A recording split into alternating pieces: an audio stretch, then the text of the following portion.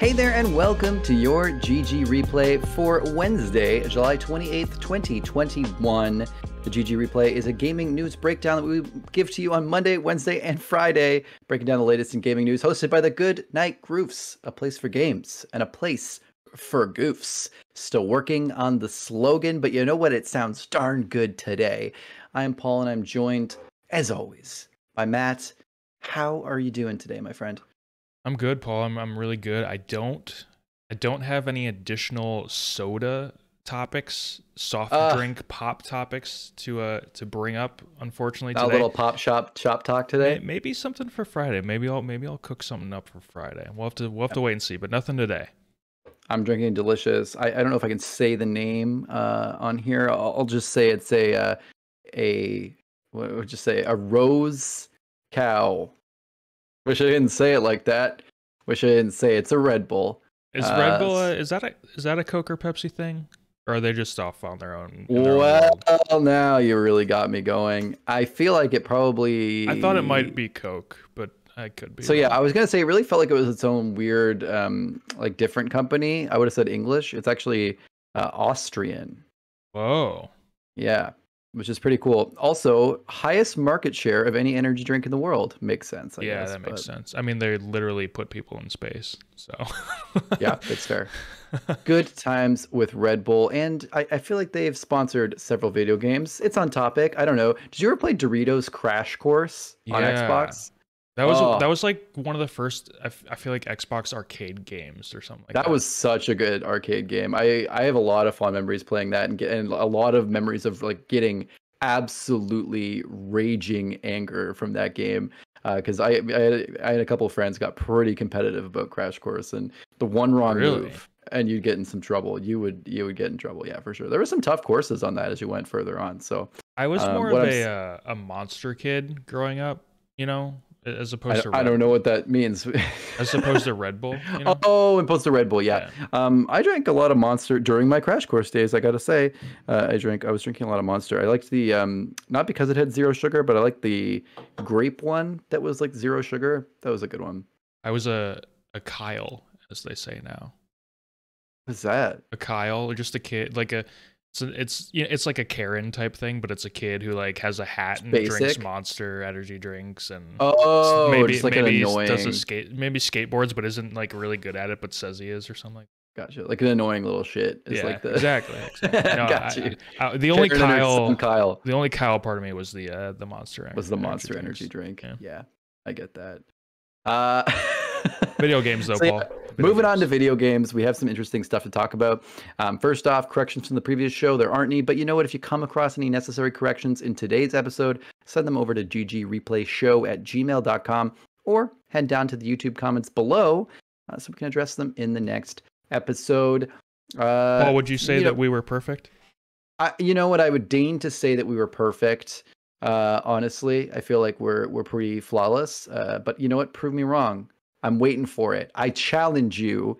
It won't be very difficult. We want emails in the old inbox. The reviews are in, Matt. They are. And the first game, we have some pretty great games to review. Not to review, but talk about the reviews. The first is The Forgotten City, which is actually pretty cool. It was a Skyrim mod.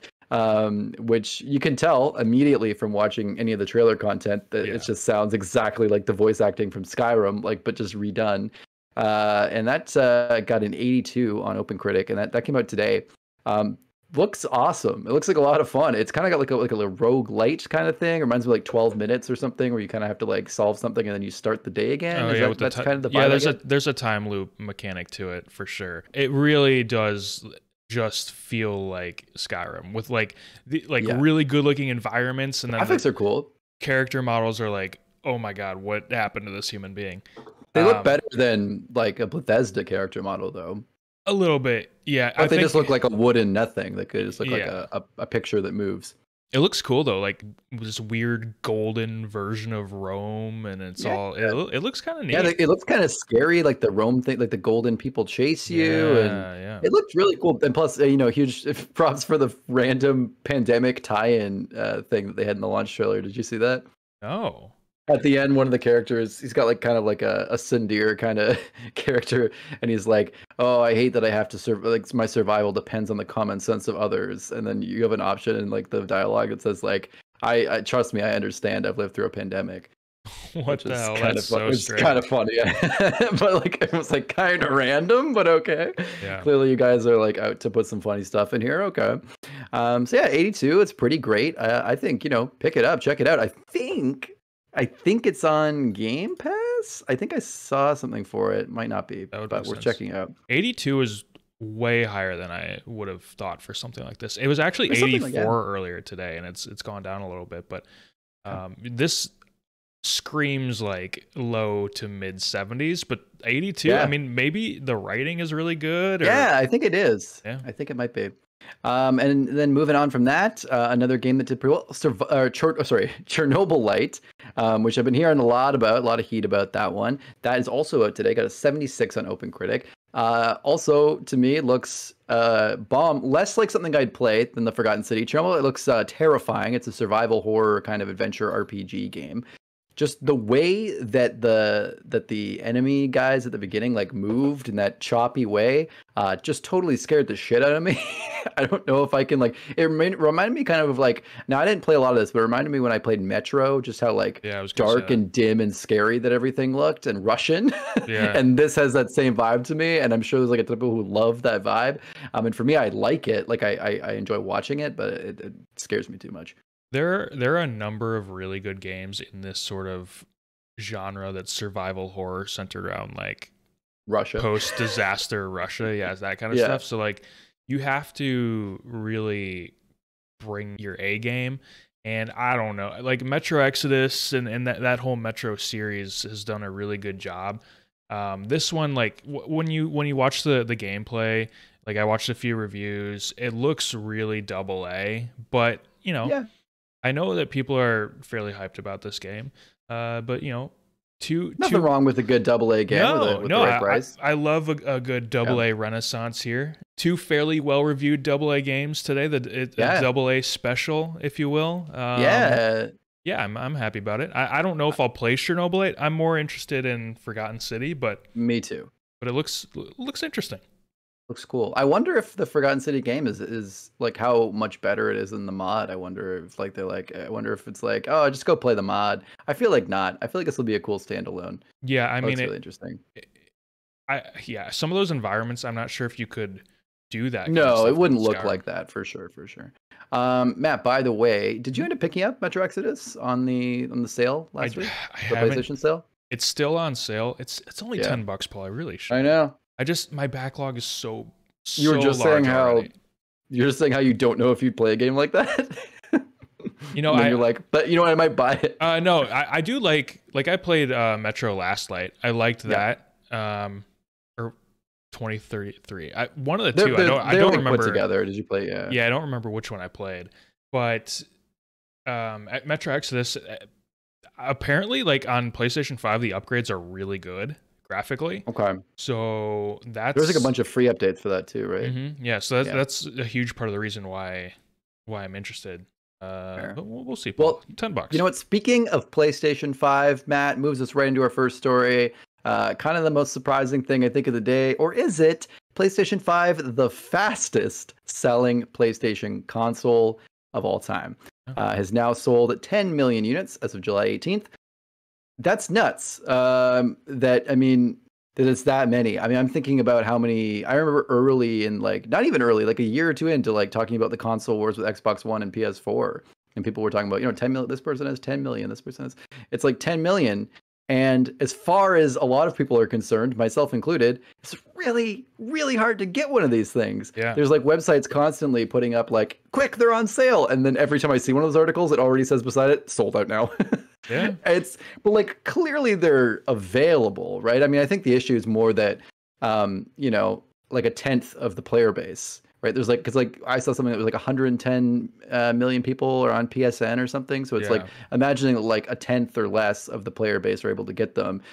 Clearly there are a lot, 10 million, but you got to also consider how many people want one, which is probably at least half those people.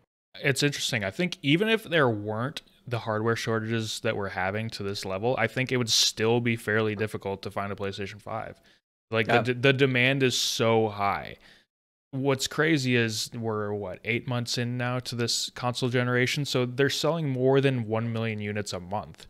Yep. On average. It's nuts. 10 million in 8 months is crazy. That is a lot of consoles. A lot of consoles. And there's still so many people that want one that don't have one. So this thing is going to end up selling crazy numbers when it's all said and done. But, you know, if you can hold off right now, like, if you don't need a PlayStation 5 right now, I really wanted one because I wanted it for Ratchet and Clank Rift Apart. Yep. But if you can wait, definitely don't pay these scalpers who are putting it at, you know, over $1,000. Just wait. I mean, there's not enough for it right now to probably warrant it, unless you are really into Ratchet and Clank and really want to play that game, or really want to play Demon Souls remake, really want to play Returnal. I don't know, but like, in the same report, it said Returnal has only sold, I think, like 600,000 0.56 of a million, so like 560,000. So I would have thought that would have been closer to 1 million or surpassed. Still kind of feels like a bit of a niche game. Like, even if you have a PS5, I feel like a lot of people are still playing back catalog, and they're not just buying whatever's like. It's like they wouldn't just buy any game for the PS5. I think still like it's still kind of a niche no matter what. I would say if you're frustrated that you're not getting one right now, well, one, we have a guide on the blog to help you get one. But also, don't worry about it. Like, unless like I said, you really want to play some of these games, then it sucks. But or if you like really want to play the updated versions, I mean, less of a thing, but it's still, you know, you bought a brand new, you know, high end TV, you want to play a PS5 game, and then have all those updates, and you know, it's nice. It's nice to have it. You know, it's not a need to have yet. I mean, the games, it is a bummer. You know, it's too bad you can't play Ratchet and Clank if you really want to. But I think a lot of these games are the kind of games you can wait out anyway. They're not online. There's not a lot of like online service games or anything that you're going to miss out on by not getting a PS5 now. A lot of the games that are PS5 exclusive are single player experiences that you'll be able to get in on, probably on a great sale in, you know, the next year or so when you get a PS5. That's a really good point, Paul. I didn't even think about it like that, but that's a really good point. You're not really missing out on anything right now. And like you said, you're going to get really good sales eventually. So games that are good for patient gamers, I think, are the ones that are out now. So not a big loss. Hopefully a year from now, you can walk into a Best Buy and grab one, but we'll see. Yeah. Other thing that's interesting to note, just because I was looking up, because I was kind of curious of how this compares. The Xbox Series consoles are actually the fastest selling Xboxes as well. Wow. Which is interesting. Games Radar has an article here. It says that the Series S and X sold 6.5 million as of June 30th. Which is at this time in Xbox One's cycle, it was 5.7 million. Okay. And 5 million for the 360. So it is still the fastest selling Xbox too. Not by, you know, a huge margin, but you know, not bad. So gaming is good growing. to know. It seems like gaming is growing, and people are hounding for the new consoles, and the prices maybe are right for the value. I think that's the big thing. The value of the consoles and how powerful they are is pretty fair to the price, especially when people are starting to look at gaming PCs and seeing GPU pricing right now and how insane it is. You know, if you can actually get your hands on one of these, it's a pretty powerful little thing for, well, not in case of the PS5, pretty powerful big thing, you know, for a fraction of the price of what even trying to get. You could probably get like a GTX, like, you know, 1660 or something for the price you get one of these consoles. Which is pretty crazy. Not even with the computer. You know, it's wild when you're on the PC gaming subreddit and you're seeing people saying, I just bought a PS5 because these GPUs are just too expensive right now. I saw a lot of people saying they were going to buy it, play the games on there for now, and then they might even just resell it and buy a PC later. But it's just so crazy. And even for the Series S, which is less powerful, it's still the value for that price, $300. Like, what is it, $300 US? Nuts. Yeah. Absolutely nuts. Crazy low. So good stuff. Good stuff on all around for all the editions. It's a good time. Good time. And also, I will say, I don't know about in the US, but in Canada, if you do want a Series S, pretty easy to grab. I just went to Best Buy and they had them on the shelf. You just pick one up, which is pretty cool.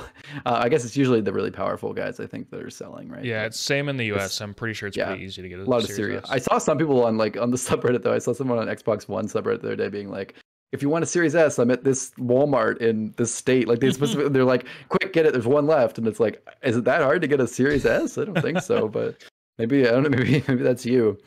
Uh, now, you know what? We're talking about buying a console, Matt, and how you can't play games on PC. But you know what? Later down the line, we're going to want to play games on PC again once we are able to get our hands on those GPUs, or a lot of people still have their hands on GPUs. And that is why, Sony's confirming that's why they bought Nixxes Studios. So, interview with Famitsu Jim Ryan from Sony confirmed that Nixxes was actually acquired to help Sony port their games to PC. Now, Matt, you famously kind of predicted this about a month ago on GG Replay, I say, because we talk about it all the time. You nailed it. And so, they just confirmed it. I mean, we already saw this with Horizon Zero Dawn. There's a clear intent to put Sony games on PC. So they're just continuing the way. And I think it's probably smart because, like we said, maybe there isn't as much PC gaming currently, or there are people who want to get into gaming. PC isn't seeing the huge jump that like consoles are because the chip shortage, but that will pass. What are your thoughts on this as the breaker of the story? That noise you hear is millions of PC gamers saying Bloodborne when?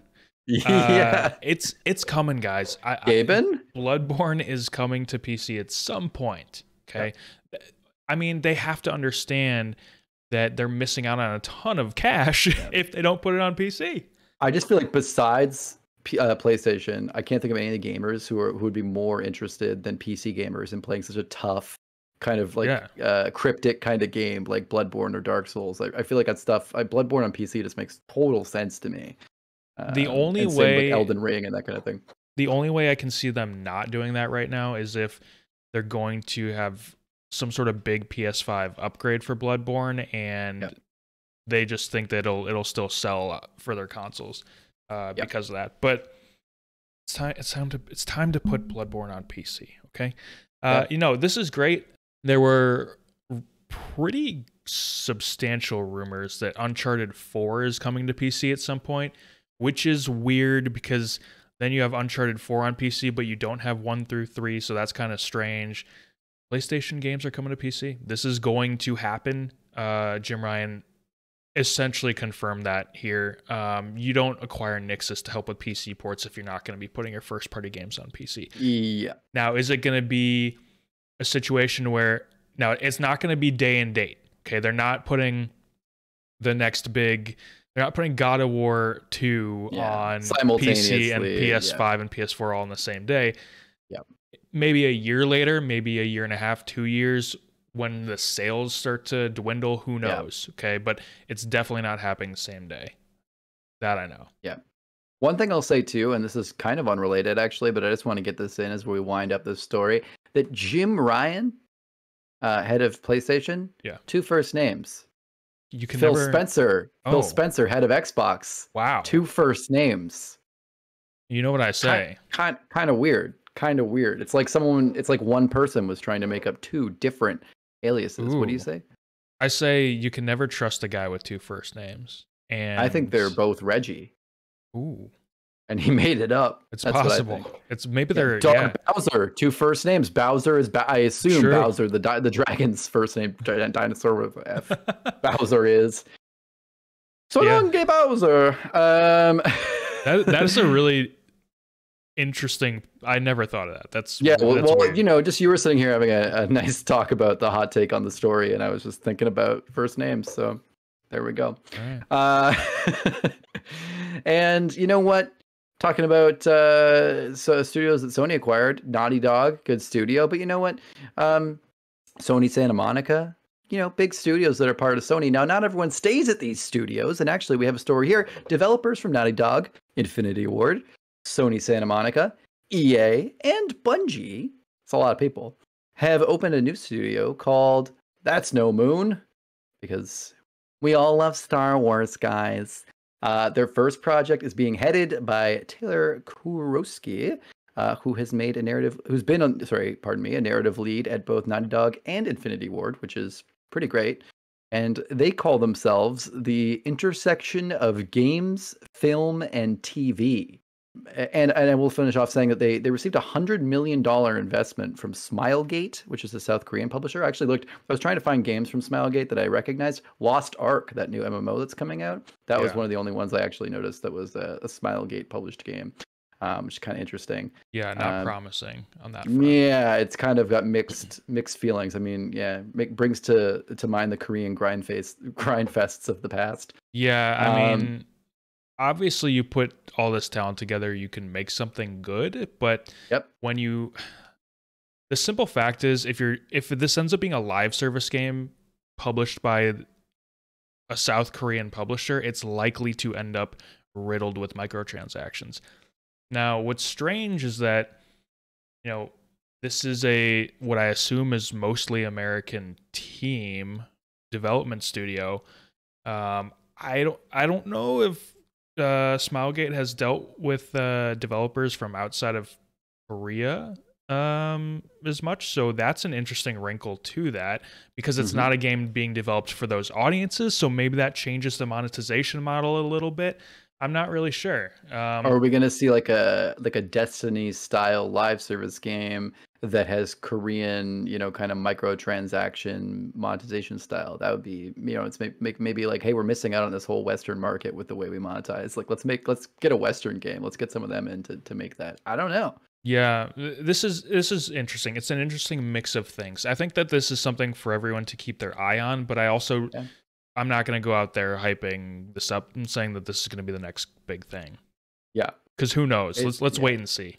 And it's easy enough to say, like, developers from Naughty Dog. And it's like, so many people in these, so many devs and people who worked in, these companies, and a lot of them all work in California, and they move companies. I mean, a lot of us have moved companies in the past, and I think it's easy to say we have developers from all those studios, but at the end of the day, I mean, it doesn't necessarily mean the game's going to be a combination of all the things that you love at your favorite studios.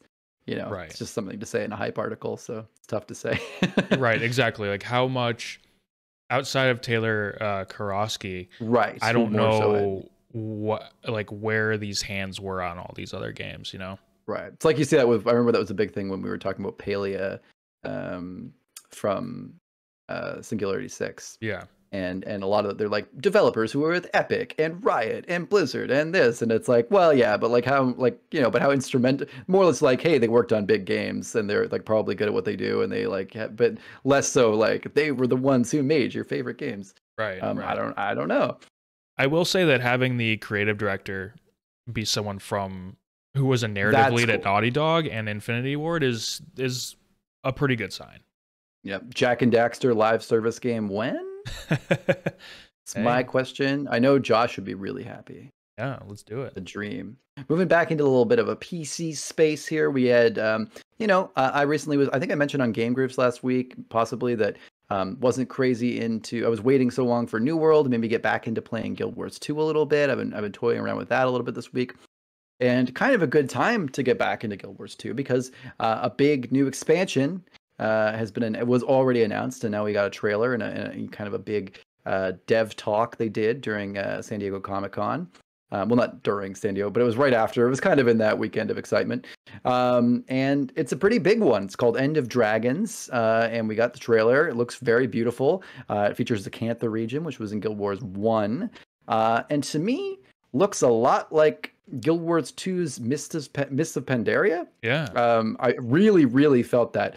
They had the very even like the Asian green inspired colors. The green colors, the music, obviously very Asian, Chinese inspired. They had emphasis on fishing, on exploration. They had like fishing boats, turtle mounts, a lot of stuff that, I mean, maybe this isn't something that would be relatable to you if you weren't a WoW player, but I think more people play WoW than Guild Wars, so it's fair to say it's the Mists of Pandaria of Guild Wars 2, which in WoW terms, we all actually remember being a really great expansion in hindsight. Yeah. I don't know. Personally, I think it's really cool. The skiffs are one of the coolest things I've ever seen. I love mounts that incorporate other players, and I also love creating kind of vehicle spaces where other players can kind of interact. Yeah. And this is so perfect to me. The idea you can go out in a boat with your friends and there's really no gameplay, there's no combat benefit. It's just to go out and fish together. Is just the nicest thing and really scratches that exploration casual MMO feel that I love. I love that. I'm curious to know more about how customizable these skiffs are, but that is Yeah. super regardless, like you said, that's super cool that you can just take this boat out with friends on the water. And yeah, it looks like any water. You can just put like a riverboat down and go for a little swim. And like in WoW, we did eventually get like that raft thing, which was pretty cool. You could fish off of, but you know, you couldn't. It wasn't quite the same thing as the skiffs. The skiffs seemed like a really tailor-made solution, which I really like. It's really neat. Yeah, I mean, like you said, this looks beautiful. I don't know if I'm going to like get into it. You know, I've tried Guild Wars 2 a million times and it's just never stuck. But for the fans of Guild Wars 2, I think they're pretty pumped. Yeah, it seems like I think I'm getting the vibe that a lot of people think this might be one of the last big content expansions. Possibly the game is, you know, getting to the point. I think it's 8 years old now. So we're getting to a bit of a point. Obviously, some games have longer longevity and things like that, but yeah, I think there's been a bit of a decline over the years in popularity. But yeah, I think this could be a nice thing to breathe some life back in. And like I think we talked about maybe on Game Grooves, it's kind of the perfect time for an expansion for Guild Wars 2 because people are kind of mass exiting and exodusing from WoW and looking for something else to try. And, you know, Final Fantasy's out there, of course, for those who are interested. But hey, there's also Guild Wars 2, which might appeal to some other people. It's appealing to me right now a little bit. So, yeah, it's pretty cool. I hope it will have maybe some changes to the entry point of the game. I think the game is really well built to the entry point and really well built to kind of ease you into the world. But I still feel as a new player that I worry that End of Dragons might be something that might be more popular, like a lot of things for Guild Wars 2, amongst the people who already love Guild Wars 2, and less so around getting new players. But, you know, either way, it sounds like a slam dunk for them. Are we getting a Guild Wars 3, Paul? Is it ever going to happen? I think it depends on money for ArenaNet. I mean, I saw some people saying that ArenaNet might be having some money issues. I don't know. I was looking around a little bit. I mean, ArenaNet really is. Guild Wars 2 is the only game that ArenaNet really has going. They put a lot of all their eggs in this basket. You know, it's the kind of product that over time, especially now without a sub fee, it has microtransactions, of course. But you know, how much money can they really grab from it to be able to develop a whole new game while they've also been developing expansions and other content? I don't know if we'll see a Guild Wars 3 beyond just continuing to update Guild. I think if they were going to continue making Guild Wars content, which I don't see why they wouldn't, then they'll just keep making Guild Wars 2 content. I really don't think, especially when the graphics, I mean, nothing's really dated enough that I think it matters. People will keep playing the game that are going to keep playing the game. The whales won't leave. I don't think we're getting a Guild Wars 3 ever. I think I think there will be another Guild Wars game. Maybe it's called Guild Wars 3, maybe not. I think it's going to be something closer to Guild Wars 1 than a true MMO like Guild Wars 2. I think a lot of people would like that, to be honest. Yeah, I mean, I just think their next game will be something smaller scale, maybe a hub, basically essentially like an MMO style like Diablo, you know, where you can go on adventures with other people. I mean, that's what Guild Wars 1 was, really. Exactly. That's what I'm trying to say. Yeah. And I think that's only become more popular over the years. I think a lot of people thought that was kind of a halfway point to an MMO, especially when there actually was quite a lot of MMOs, but still, Guild Wars was very popular and people kind of called it an MMO, and then you know, people would complain. But ultimately, I think now we have things like Destiny. We have so many lobby games now where people just hang out in a big lobby space and then go out together in the world. We might see something like that. Even something like Destiny where you see other people out in your instance world, kind of like, but not everyone, like shards and things like that we see in WoW. Maybe something even more like that might be. You know what, Paul? Put this on the fridge. We're putting it on the fridge. The next Guild Wars game will be a top-down Diablo-like game. No way. We're putting it on the fridge. I don't believe you in the slightest. Yep. No hints for that. They're going much smaller scale. Honestly, that would be a great idea because again, the Blizzard hate is strong. People are, you know, and even then, people, you know, I think were pretty disappointed about Diablo 3. I think there's a lot of people who would probably like a good successor to Diablo from maybe a different studio like ArenaNet. So interesting thought. We'll put it on the fridge. I am skeptical, but I'll give you that idea. Also, things I'm skeptical about: Digimon Survive. Delayed again. Again, it keeps getting delayed. This game was originally supposed to come out in 2019. It has now been delayed to the third quarter of 2022. I mean, technically, it wasn't even really announced, right? It was I mean, the delay wasn't even announced. It was just part of Toei's like financial reports. So we just kind of people were like finding it by reading the financial report. So I mean, I think it's even worse that it was delayed without even being mentioned. Really makes it feel like it's kind of an afterthought at this point, and that's probably part of the reason why it's being pushed back. I don't know. I think have you played any of these games, Matt? Like Digimon Cyber Sleuth or anything like that? I played a little bit of Cyber Sleuth. I didn't really like it that much. Like the writing was really not very good. You know, with Digimon Survive, it's supposed to be something a little bit different, a little bit more, not adult, but like a more grown-up Digimon sort of. Okay. I'm kind of under the impression that they have probably gone back to the drawing board, or are at least reworking large parts of this game. Something must just not have been working. At first, well, I think a lot of people assumed the latest delay was a COVID thing. I think it probably goes deeper than that at this point. I think probably around the start of all the pandemic stuff, they were probably already thinking about some major reworks, and I'm sure that slowed it down. So will we even see it in 2022?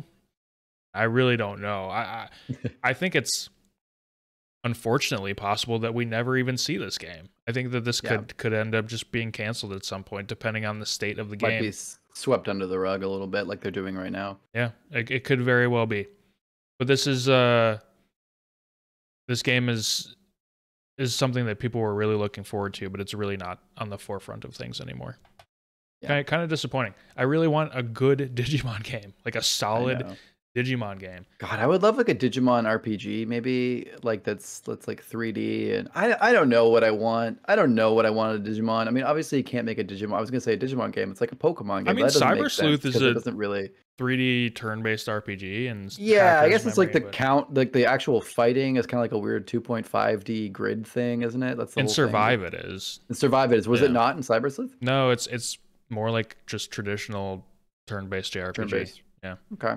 Interesting. But I kind of want, what I really want is like a Digimon game sort of that follows the I was gonna say show a little bit more, like the anime. It's something that has the storyline of the anime more and less of like, I don't know, less deep of the lore. Because the games, the Digimon games follow like, and I guess it's like Pokemon. Like the show came from the games, right? But in this case, there are different rules in the world of Digimon in the games. Like when they digivolve, they can go into various different forms. They're not following a certain pattern necessarily, like they do in the show. I don't know. I like the more specific, it's harder in the show patterns. And it's harder in the show because a lot of like the Digivolutions had like narrative reasons, like they would only digivolve to certain things because of narrative reasons, or like the plot asked them to like, oh, we need a big power up, boom, they go to something interesting because someone cried, they became Tiermon, crazy shit. And that was really cool, I think. And it's harder to do that in a game. It'd be cool to do that in a game with like a linear story where like everything kind of followed along a certain way. That would be cool, like a linear Digimon game that was based around like an anime story. I don't know. Something to think about, though. You also have the Digimon World games, which are more like very different, taking care of like a Tamagotchi, basically. Yeah. And I'm just not into that. I might do that. I might play that. I just want a good Digimon game, Paul. I tried playing one of those the gotcha Digimon game on mobile. Yeah. Didn't do it for me. No. Like the 2-star reviews really threw me off too. It has pretty bad reviews out of a lot of gotcha games even then, which made me really wary. And again, I just don't have the same feeling with collecting on the Digimon because the anime made me so like built on you have your Digimon and it's your partner. It's the only Digimon you have, and you two are like really bonded. And so the idea to me of having any more than one Digimon is so strange. And that's my thing is with the RPGs, you have more than one. Again, that throws me off the whole Digimon vibe. Yeah, and it's not, and so like they don't, You know how like after a battle, Digimon will, like they'll Digivolve, and then after the battle they go back to their champion or their rookie form or whatever. Their rookie form, yep. That's not how it works in the RPGs. It's more like a Pokemon evolution. So they're just stuck as being a massive, like, I saw there's a Skull Greymon in Survive. I'm like, is it just a Skull Greymon walking around with you all the time from then on? It's enormous. I guess so. Yeah, well, fair enough. And Matt, here's a story. Here's a story rounding out the day here that I'm sure you have a lot of feelings on. We've been following this story since the beginning of the GG replay over a month ago. Blue Box's abandoned real-time experience app. Yeah, you heard that right. Blue Box's abandoned real-time experience app is now available for preload in some regions. So we were talking about this before, and then on the 10th of August, there's going to be some kind of special announcement of the thing or something, like a teaser, and then there's then they're actually going to let you use the app later in August at some point. So they teased it on Twitter, and there's a blurred out image of someone who looks to be wearing an eye patch, and a blurred out heading above the word abandoned as well. You can't really make out very well at all. You know, obviously, I'll let you take this in a sec, but just like, obviously, the first thing you're going to look, some guy in an eye patch behind that, if you've been following any of the rumors and the conspiracy behind Blue Box, looks like Snake. Yeah. But I mean, it just also plays into how much they're playing with the fact that we think it might be Snake. Totally. Matt, you've gone through, there's a lot of coincidences, even more pulling up here, even more than we've even written down here that are leading up to this teaser event. Lay it on us, Matt. So as far as the blurred out text, there's some people that think it says "Welcome to Silent Hills." I just don't buy that you could read that at all. It's so illegible. No, I agree. That just feels so like, but I agree. I mean, that would be hilarious if that's what it said, because it's just, but as far as the eye patch character, there are people saying, well, the eye patch is on the wrong eye for it to be Snake, and sure, whatever, it's still an eye patch. Yeah, come on. There's some people showing that they think they found an Unreal Store asset with an eye patch on it that's like a bald dude that looks like it could be that character. But why wouldn't they show, you know what I mean, for like a normal game that no one's ever played before, they don't care. It's like, well, we're hyping our game. How cool is this? They might show the character. The fact that the character is blurred specifically, it's like, why wouldn't you just show off the guy's face unless you were clearly trying to make what are you think hiding, that it Hassan? might be something else. Yeah. Yeah, no, it's all weird. And then Hassan's on he's on an Arabic gaming podcast today that is sponsored by Konami. Today's episode, it's like it's their 100th episode, and it's sponsored by Konami. It's also sponsored by Bloober Team, who is, you know, supposed to be taking over the Silent Hill franchise for Konami, which we all thought was kind of weird in the first place. It's like, when do these coincidences end? If this really is just some indie team doing their thing, when do these coincidences end? And imagine if these were coincidences. That is the most wild thing ever. It's so aligned. But I will always go back to the fact that they got a post on the PlayStation blog. That doesn't just happen for random indies. Yep. And they have Sony backing. That does not just happen for every old indie. They have this special real-time experience app that's getting all this hype that's available for preload. Like, this isn't, even if they, you know, Sony would let random indies do it, I don't think most do or have the budget to spend time working on a teaser app when they have a full game to be making. It's so weird, Paul. I was saying in Discord, my latest theory is that this is sort of Sony announcing acquisitions of Konami IP, like Metal Gear, Silent Hill, maybe Castlevania. But there's so many different things that it could be. We've gone through so many of these things in the this whole conspiracy. It's like, it's something. It has to be something. It has to be more than what we just see on the surface. Yep. But it's anybody's guess at this point. It could be so many different things, Paul. I just want to know. I just wanted. I want this to be over. I want it to be over with. You bought in so hard now. You're ready. You can't. I can wait a little longer, but I am very interested. I won't lie in finding out what it is. I will be preloading this app tomorrow on my PlayStation. Is this only on PlayStation 5? The app? Yes. Wow. Because it's a whole DualSense thing. Yeah. Oh my goodness, that is crazy. We'll see soon, Paul.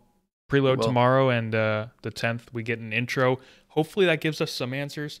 And then sometime later in August, we'll find out more. But there is still that rumored PlayStation event for August 12th. So we'll see what happens with that.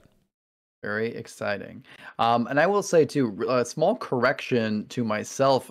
Just a random thing I was talking to Rachel about today is that I said a couple weeks ago after watching the State of Play that I was excited that Deathloop was also coming to PS4, but it's not. It's just coming to PS5 and PC. I read that today, and it saddened me. It makes sense just looking at the game. But I really thought it would be a PS4 cross game, but apparently it's just PS5 and PC timed exclusive. So yeah, I imagine it's PS5 only because of the loading that's going to be required. Exactly, right? So yep, it is what it is. But too bad. I'll have to wait a year until it goes on Game Pass. I didn't know. Eventually, the exclusivity breaks. I didn't know this whole time you thought it was going to be on PS4. Now I feel bad. I did. I think we talked about it, and I was a little hopeful because we were just talking today. We were like, "Let's play." Rachel was saying she keeps getting ads on Instagram for Deathloop, and she was like, I really want to play Deathloop. And I was like, what made you think of Deathloop? But apparently they're like targeting her with Deathloop ads. And then I read it and I was like, I can't play it. This is why just going to have to buy a PS5. This is why we all need you to send us corrections. So Paul isn't going along for a month with the hope that he's going to be able to play Deathloop. My disappointment is immeasurable and my day is ruined. I'm just kidding. It's not too bad. But yeah, you can send us corrections, very important. Or if you want to help me get a PS5 so that I can actually play Deathloop, we have a Patreon, guys. We have a Patreon. It's not a Paul PS5 fund, okay? It's not. He's just joking. Although, it would help me. It would help me to make better content. No, I'm just kidding. We do have a Patreon to help us actually make better content over at patreon.com/goodnightgroofs. And there it will add to all of our great content at goodnightgroofs.com, including the blog and this show, GG Replay, and also the Game Groofs podcast and many other things, especially some projects we're hoping to do on YouTube. Also worth mentioning now that we are uploading, or I'm uploading a lot to TikTok. I'm trying to upload more on there. So if you're interested in just getting a quick bite of daily news, not a Quibi. I don't know why I use quick bite, but that's a very good term. Then you can check out the GG Replay Pocket Edition over on TikTok, where I am now doing like kind of 1 to 3 minute videos, just kind of going through some of these little news stories we talk about in the replay. Pretty awesome. For our Patreon, go back to the Patreon. We have a $1, $3, and $5 tier. $3 gets you early access to the Game Groofs podcast on Friday instead of Sunday. And just a lot of the other ones have really good rewards, great rewards. Go check them out. Go check out the Patreon. Anything you guys could give us helps so much. And speaking of that, if you're listening to this show in audio format, which you should, because it's a great podcast, even if you don't want to look at our faces or you don't have time, then, consider dropping us a 5-star review on Apple Podcasts. I think a lot of these other places have areas where you can review and thumbs up. So, anything you can really do on whatever podcast app you're on would be amazing. But Apple Podcasts specifically, just if you happen to be using that one, really helps with the algorithm on getting our pod to the top, which is really cool. And we appreciate it. We love you and we appreciate you. And thank you so much, everyone, for listening to GG Replay this week. It's kind of a big week for us. I think we're getting, we've noticed we had a few more people joining the old crew here. Nice new subs on the podcast. So we love that. Thank you. Might be some people from TikTok or from various podcasting apps. So we really appreciate it. And Matt, anything else to say before we sign off for the replay? No, I'm just off to go feed my Digimon. All 18 of them. I just want one. I just want Agumon. That is it for the GG Replay today for Wednesday, July 28th, 2021. We will see you again on Friday, balmy, glorious Friday, for a nice, chilled, laid-back GG Replay. And maybe after that you can listen to a Game Groofs if you're a Patreon. If not, you can listen on Sunday. Good night, Groofs. Adios.